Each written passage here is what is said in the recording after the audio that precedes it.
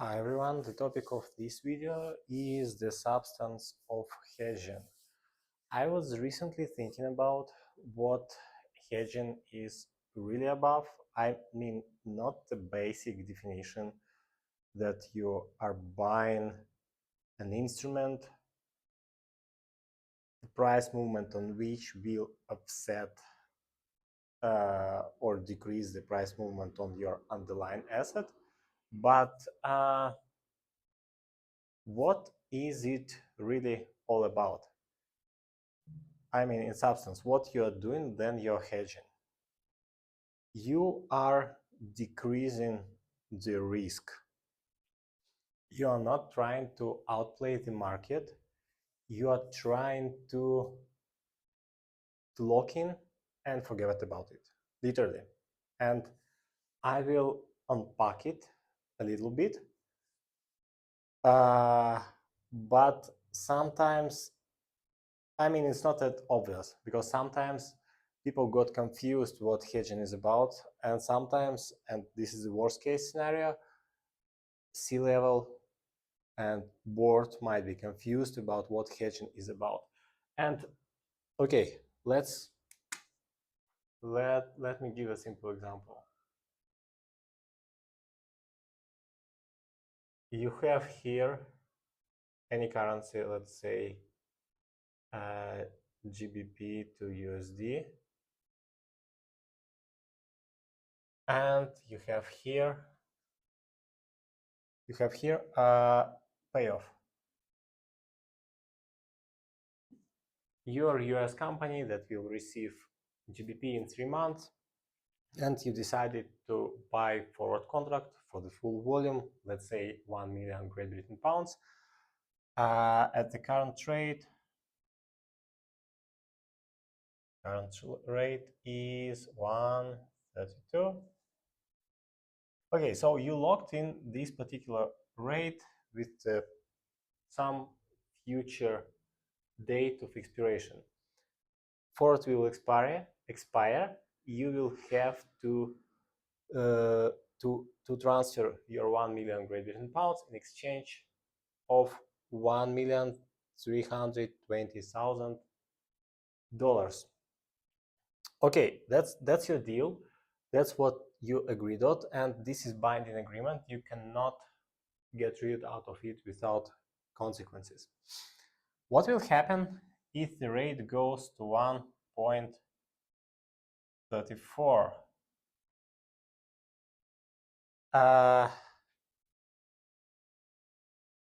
It's obviously great for you. Oh no, I don't know. Let's consider. At 130, if the spot rate in 3 months is 133, you are indifferent between buying at the market or exercising the forward contract. If it goes to 134, you are better sell your Great Britain pounds at the market at this price, but you cannot do it. You cannot do it because you've locked your forward contract. So you're exercising at this price, and your payoff here on your forward contract, think about it, on your forward contract, because it will be offset with the movement in underlying asset. At forward contract, your payoff here is this, and more precisely is what you would get at the spot minus what you will get as per your forward contract. So it's minus 20,000 United States dollars here, and it comes like a straight line. Okay, another one. What will happen at 1.3? It's mirroring your result here, so it's plus $20,000, and it's gonna be a straight line in case of forward contract. But this is payoff on your forward contract. You have an offsetting movement at the spot market in any case. And in any case, you will have your 1, 3, 2, and 3, 0 United States dollars at a certain date in future. This is for forward. Together with spot, you will end up, because the spot goes like an offsetting line like this. I mean the payoff at the spot market. Yeah, obviously. The more the better, and it's perfectly offsets. So this is your gain, this is your loss, and it ends up to be 0. Yeah, and you will get what you agreed on at the initiation of forward contract. That's a story with the hedging. That's the beauty of it, and that's what it is really about. It's really about decreasing volatility. Risk is a volatility. The definition of risk is that your future payoff or interest on investment or any other sort of variable will not be as it expected. So it's about variation of outcomes. With hedging, you decreasing your variation, you decreasing the variability of results. And basically this what hedging is about, is to decrease the risk, and decrease the risk means to decrease variability of outcomes. And that's what everyone should be aligned in case of corporate treasury. CFO should be on the same line with treasurer on this concept, because then rate goes up 1.32. CFO might go to treasurer and tell, hey, you done a bad job. We have a negative payoff on forward contract. Why is it the case? And that's what I hear from my colleagues in industry happening from time to time. Then rate goes unfavorably and you have your hedge in place. You're kind of, not kind of, you're decreasing your negative outcome or completely avoiding it. And payoff on the forward contract is positive and everyone's happy.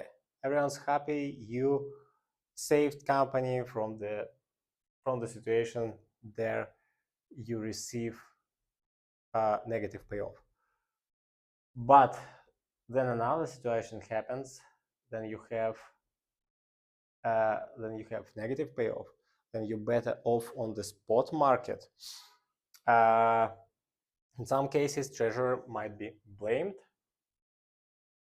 but this is not fair, because it's all about decreasing the risk. And risk is variability of parameter at the future date in any side, either to plus or to minus, regardless. So basically, if you would summarize in one sentence, hedging is about locking it and forgetting about it. So it's buying certainty, it's buying certain rate, and now you are not tracing it anymore. It's just to release your attention, it's just to put your attention into something that matters more for your company. For example, operations. Operations is what matters more, and that's what is your core business. And to be able to put all your efforts into that field, you have to eliminate variability of outputs. Think about it. You're locking in, for example, your expenses, you're locking in your revenue, and now what you left to do is to increase volume, make your processes better, make your operations smoother, and that's what your core. Then you concentrate on your core, you're doing better. Then you're trying to do the job that is not your by definition. It's for investment bankers to track FX rate, to try to outplay the market in investments. It's not for you. So yeah, keep that in mind. One message here: hedging is about decreasing the risk. It's not about having greater payoff here or wherever.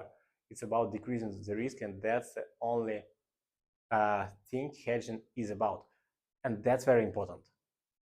I mean, that's very important purpose of hedging, because now you have time for main activities. Just eliminate everything that is not your core and stress on major activities you're supposed to stress on. Okay, thank you.